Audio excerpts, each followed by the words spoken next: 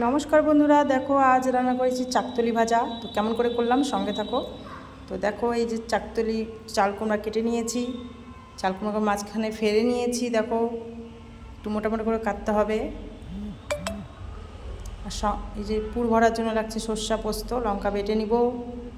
সঙ্গে লাগছে বড়া করার জন্য বেসন আর চালের গুঁড়া।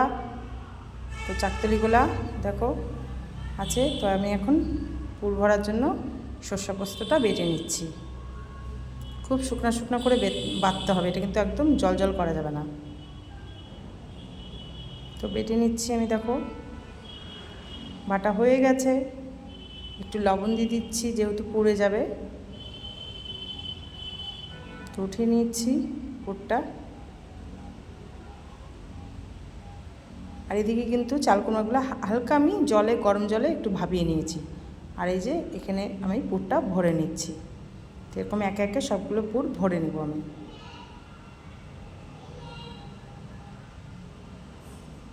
আর এই যে এদিকে চালের গুঁড়া বেসনের মধ্যে লঙ্কার গুঁড়া দিয়েছি, কালো জিরা দিচ্ছি, স্বাদ মতো লবণ,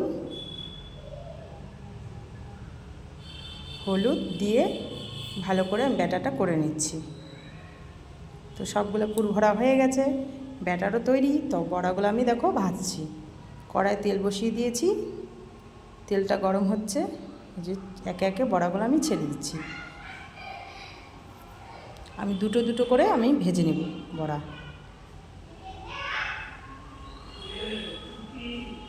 তো দেখো বড়াগুলা ভাজা হয়ে গেছে, উঠিয়ে নিচ্ছি।